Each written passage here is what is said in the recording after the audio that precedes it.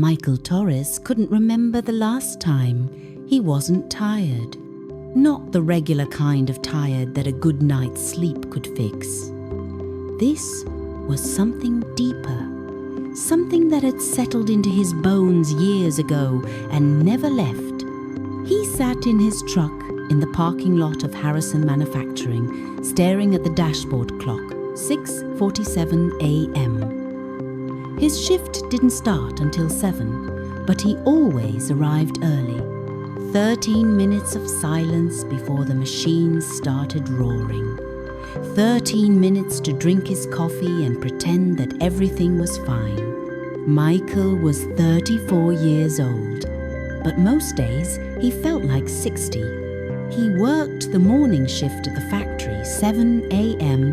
to 3:30 p.m., then drove across town to his second job at a warehouse, where he loaded trucks until 9 p.m. 6 days a week, sometimes 7. It wasn't the life he had imagined for himself.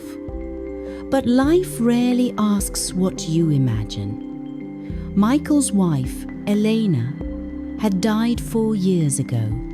Brain aneurysm, no warning. One moment she was making breakfast, laughing at something their daughter had said. The next moment she was on the floor, and nothing would ever be the same. Their daughter, Sophia, was 5 years old when it happened. She was 9 now, a quiet, serious girl who had grown up too fast and understood too much. After Elena died, Michael had tried to hold everything together. The house, the bills, the grief that threatened to swallow him whole. He sold Elena's car, cancelled the cable, stopped buying anything that wasn't absolutely necessary. But it wasn't enough. The medical bills from Elena's hospitalization arrived like a plague, tens of thousands of dollars. Then the credit cards he had used to pay for the funeral. Then the mortgage payments he had missed while trying to recover.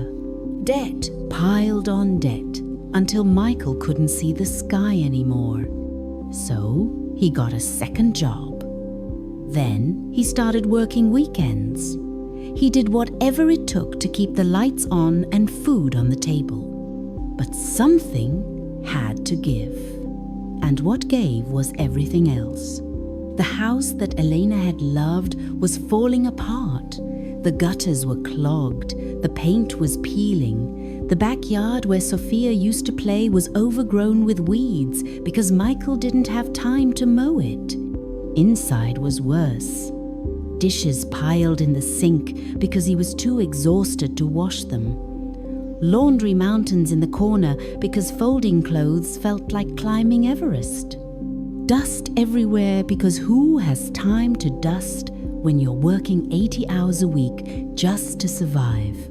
Michael saw the mess every day. He hated it. He knew Elena would have hated it too. But there were only so many hours in a day, and he had already given all of them away. Sophia understood, mostly. She was 9, but she acted like she was 30. She made her own breakfast in the morning. She packed her own lunch. She did her homework without being asked and went to bed on time without complaint. Michael knew it wasn't fair. A 9-year-old shouldn't have to be so responsible. She should be playing with friends, making messes, being a kid. But Sophia never complained. She just adapted the way children do when they have no other choice.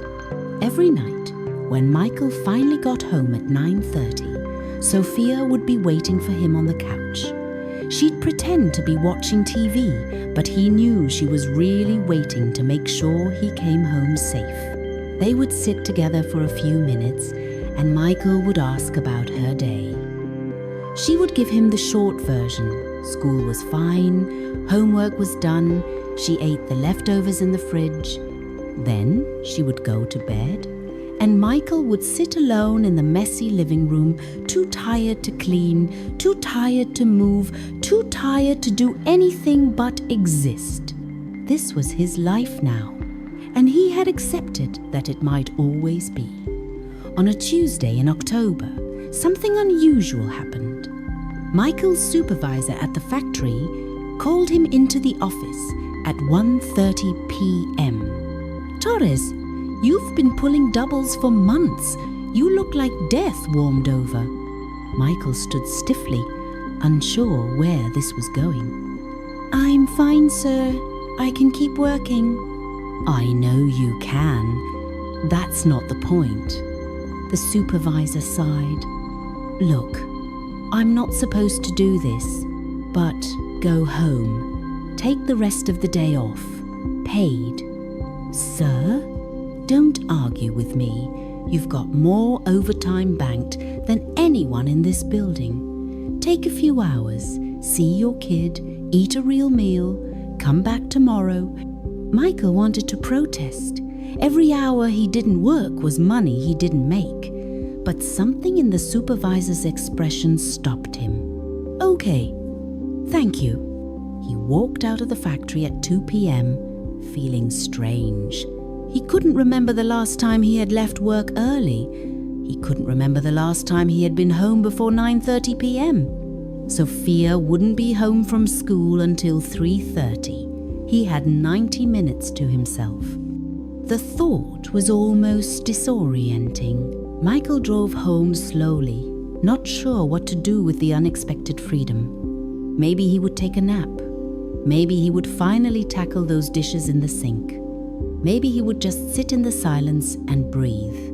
He turned onto his street and immediately noticed something wrong. There was a car parked in front of his house. Not just any car, a black Mercedes sedan, sleek and expensive, completely out of place in this working-class neighborhood. Michael's first thought was that something had happened to Sophia. His heart started pounding as he pulled into the driveway. But no, school wasn't out yet. She was safe. His second thought was debt collectors. They had been calling more frequently lately. Maybe they had finally decided to show up in person. He got out of his truck and approached the front door cautiously. It was unlocked. Michael pushed it open slowly, his body tense, ready for confrontation. What he found instead made no sense at all. A woman was in his living room. She was on her hands and knees, scrubbing the floor with a brush and a bucket of soapy water. Her hair was pulled back in a simple ponytail. She was wearing jeans and a plain white t-shirt that had wet spots from the cleaning. She looked up when the door opened, and for a moment, they just stared at each other. "Can I help you?" Michael asked, his voice tight with confusion. The woman stood up slowly, wiping her hands on her jeans. "Mr. Torres, you're home early. How do you know my name? Who are you? What are you doing in my house?" She looked around the living room, the half-scrubbed floor, the organized pile of clutter she had apparently been sorting through. "I'm cleaning," she said simply. "I can see that. But why? I didn't hire anyone." "I didn't?" Michael stopped, a horrible thought occurring to him. "Did my sister send you?" "I told her I don't need charity." I told her, "Your sister didn't send me." The woman's voice was calm, almost gentle. "No one sent me. I'm here because I want to be." Michael stared at her. She was maybe 45, with sharp features and intelligent eyes. Something about her seemed familiar, but he couldn't place it. "Lady, I don't know who you are, but you can't just break into someone's house and start cleaning. That's insane." The door was unlocked. "That doesn't make it okay." The woman tilted her head slightly, studying him. "You're right. I apologize. I should have asked permission, but I knew you would say no." You're damn right I would have said no. Michael took a breath, trying to calm down. Look, I appreciate whatever this is, but I need you to leave, please.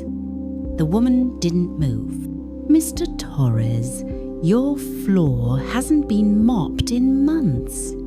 Your dishes have been sitting in that sink for at least a week.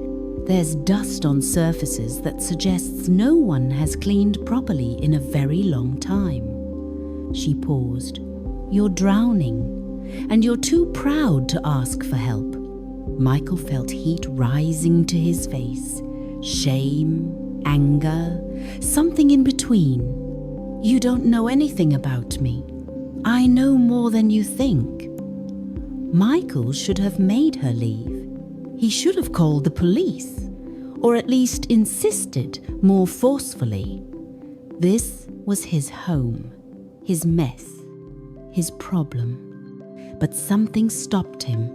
Maybe it was exhaustion. Maybe it was the strangeness of the situation. Or maybe it was the fact that for the first time in years, someone was trying to help him. Who are you? He asked again, his voice quieter now. The woman walked to the kitchen and picked up the bucket of dirty water. Let me finish what I started. Then I'll explain everything. That's not an answer. I know. She looked at him directly. But I'm asking you to trust me, just for a little while. Michael stood in the doorway of his own home, watching this strange woman carry cleaning supplies into his kitchen, and made a decision that surprised even himself. Fine, but I'm watching you. I wouldn't expect anything less. For the next 2 hours, Michael sat at his kitchen table and watched the woman clean his house. She was methodical, precise. She didn't just wipe surfaces, she organized, categorized, fixed things that had been broken for months. A loose cabinet hinge, a stuck drawer, a light switch that hadn't worked since Elena died. She worked in silence, and Michael found himself studying her. Her hands were soft, not calloused like his own. Her movements were confident, like someone used to being in control. When she frowned at a stubborn stain, the expression seemed out of place, like she wasn't used to things not going her way. Small details began to accumulate. Her watch was expensive, very expensive, the kind that cost more than Michael's truck. Her phone, which she had placed on the counter, buzzed constantly with notifications.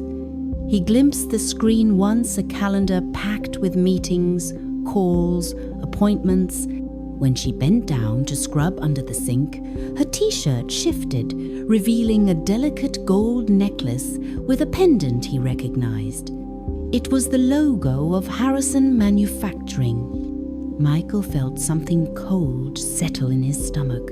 You work at Harrison, he said. The woman paused, then straightened up. Yes. In the office? Administration? She was quiet for a moment. Something like that. Michael's mind was racing. Harrison Manufacturing. He had worked there for 6 years. He knew most of the office staff by sight, if not by name. But this woman, he thought about the expensive car, the watch, the confident way she carried herself. And then it clicked. He had seen her face before. Not in person, but in photos. On the wall in the main lobby, in the company newsletter. You're Victoria Harrison, he said slowly. The CEO. The woman Victoria set down her cleaning brush and turned to face him. Yes. Michael couldn't move. Victoria Harrison. The CEO of Harrison Manufacturing, one of the most powerful business women in the state, a billionaire, according to the articles he had seen. She was standing in his kitchen, holding a mop, wearing clothes that probably cost more than his monthly rent. "I don't understand," Michael said. His voice sounded distant, like it was coming from someone else. Victoria leaned the mop against the wall and walked toward him. She pulled out a chair and sat down across from him at the kitchen table. "May I tell you a story?" Michael nodded, not trusting himself to speak. 12 years ago, I was a different person. Successful, yes. Wealthy, yes. But also arrogant, selfish.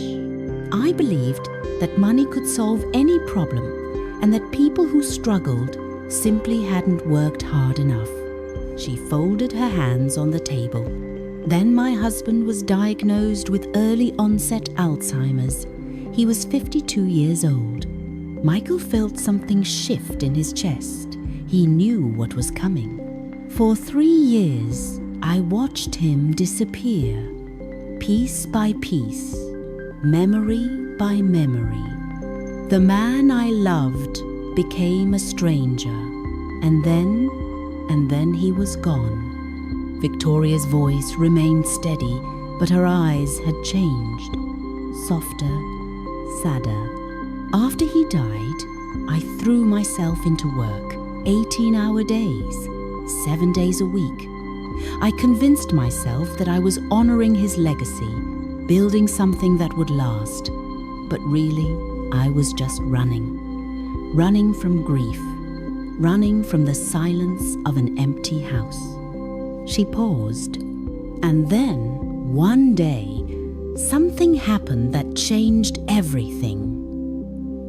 Victoria looked at Michael, and her gaze was so direct that he couldn't look away. It was 6 years ago. I had been at the office until midnight as usual. I was driving home, exhausted, barely able to keep my eyes open. I should have called a car. I should have slept at the office. But I was stubborn. Her jaw tightened. I ran a red light. I didn't even see it until it was too late. And then there were headlights, and the sound of brakes, and she stopped. Michael felt the blood drain from his face. I hit someone. Victoria nodded slowly. A young woman. She was crossing the street. The impact threw her 20 feet. Her voice cracked slightly. I thought I had killed her. The kitchen was completely silent. I got out of my car and ran to her. She was conscious, but barely. Her leg was bent at an impossible angle. There was blood everywhere, and I froze. I stood there, paralyzed by what I had done. Victoria's hands were trembling now. And then someone else appeared. A man who had seen the accident. He pushed past me, knelt beside the woman, and started giving first aid. He talked to her, kept her calm, applied pressure to her wounds. He called 911 and gave perfect directions. She looked at Michael, and then, when the ambulance arrived, he turned to me. I was still frozen, still in shock. I knew my life was over. I knew I would go to prison. I knew I deserved to go to prison. What did he do? Michael whispered. He asked if I was okay. He asked if I was hurt. And when the police arrived, he told them that he had seen everything, that the woman had stepped into the street without looking, that I had tried to stop, that it wasn't my fault. Victoria's eyes were glistening now. He lied for me, Mr. Torres. A complete stranger lied for me, even though he had no reason to. He saved my career, my reputation, my freedom. Michael's throat was tight. The woman survived. She spent months in rehabilitation, but she recovered fully. I paid for all of her medical care anonymously. I have supported her financially ever since. Victoria reached across the table and placed her hand on Michael's arm. But I never forgot the man who helped me that night. The man who saw a woman in crisis and chose compassion over judgment. The man who could have destroyed me and instead chose to save me. She squeezed his arm gently. That man was you, Michael. Michael's world tilted sideways. Memories came flooding back. The screech of tires, the sickening thud, running toward the intersection without thinking. A woman on the ground, bleeding. Another woman standing frozen, her face white as a ghost. He remembered the police, the questions, the statement he had given. He had told the truth as he saw it. The pedestrian had stepped off the curb suddenly. The driver had been going through a yellow light, not a red one. It was an accident, a terrible, tragic accident. But he hadn't known who the driver was, hadn't recognized her. In the chaos, she had been just another frightened person, and he had treated her the way he would want to be treated. I didn't lie, Michael said slowly. I told the police what I saw. What you saw was filtered through kindness, Victoria said. Another witness might have focused on my speed, on my exhaustion, on the fact that I hesitated before getting out of the car. But you saw a human being who had made a terrible mistake, and you gave me the benefit of the doubt. Michael shook his head. I was just telling the truth. The truth is complicated, Michael. It can be shaped by perspective. And your perspective that night, it saved me. She withdrew her hand and sat back in her chair. After the accident, I changed.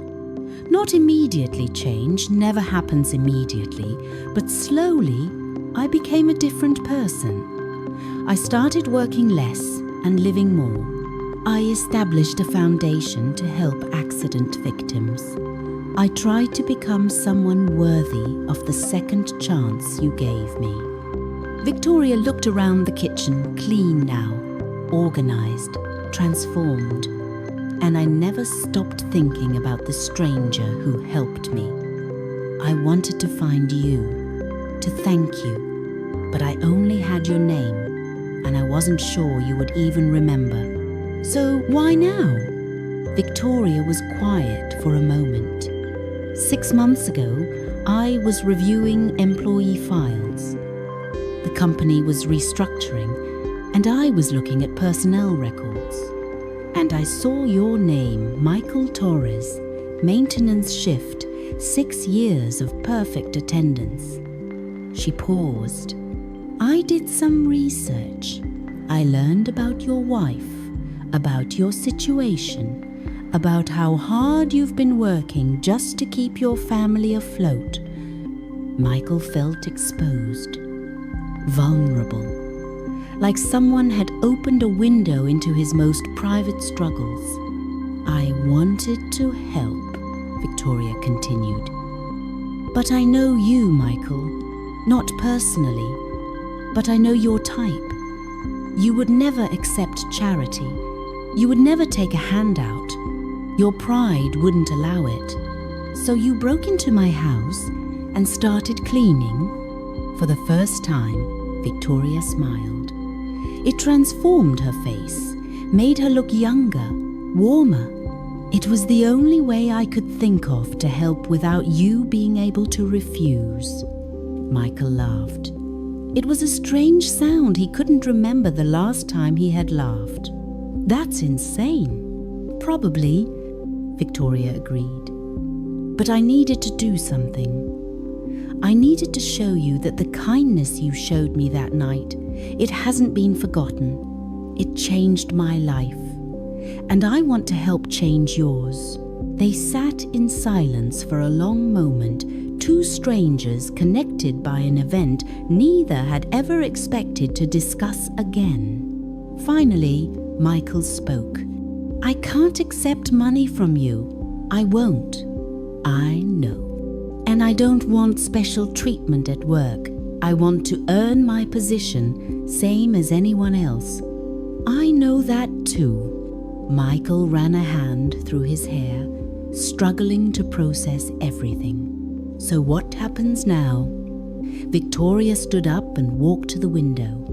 Outside, the afternoon sun was beginning to fade. Now, you let me finish cleaning your house, and tomorrow, you go back to work as if nothing happened.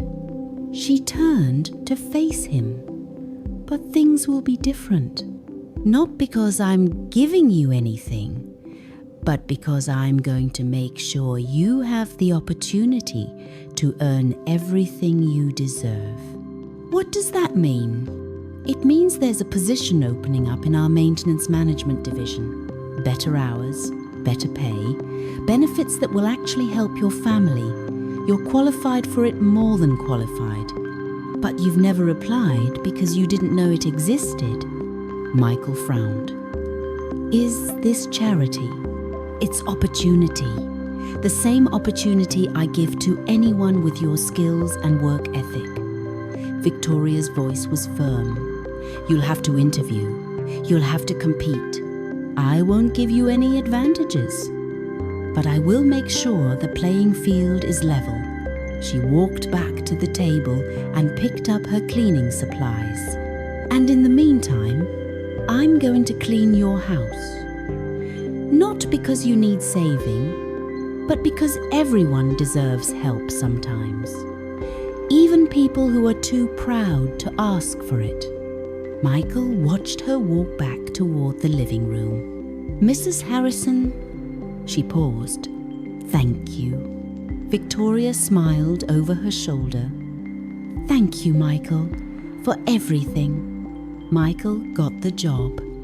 He had interviewed against 6 other candidates, and he had earned the position on his own merits. The new role meant working only 1 job instead of 2. It meant being home in time for dinner. It meant weekends free to spend with Sophia. The first Saturday of his new schedule, Michael woke up early and made pancakes. Sophia came into the kitchen rubbing her eyes, still half asleep. She stopped when she saw her father at the stove. Dad? What are you doing? Making breakfast. Sit down. She sat at the table, staring at him like he was a stranger. But it's Saturday. Don't you have to work? Not anymore, Mija. Not on weekends. Michael set a plate of pancakes in front of her. From now on, Saturdays are for us. Sophia looked at the pancakes, then at her father, then back at the pancakes. And then she started to cry. Michael was beside her in an instant. What's wrong? What is it? Nothing's wrong, Sophia said through her tears. I missed you, Daddy. I missed you so much. Michael held his daughter and felt something he hadn't felt in years. Hope. 3 months later, Michael received a letter in the mail. There was no return address, but he recognized the handwriting from a note Victoria had left the day she cleaned his house. Inside was a single photograph. It showed a woman in her 30s, standing proudly in front of a small business, a bakery. From the looks of it, she was smiling, healthy, whole. On the back of the photo, in Victoria's handwriting, Maria Gonzalez, the woman from the accident. She used the support I provided to open her own business. She's married now with 2 children. She asks about you sometimes, the man who stayed with her until the ambulance came. She wants you to know that you saved her life that night. Below that, 1 more line. Kindness ripples, Michael. Yours is still spreading. Michael looked at the photo for a long time. He thought about that night 6 years ago, the split-second decision to help instead of walk away, the choice to see a frightened woman instead of a villain. He hadn't known it would change anything. He had just done what felt right. But that was the thing about kindness. You never knew how far it would travel. You never knew whose life it would touch. One moment of compassion, one stranger helping another, and everything changed forever.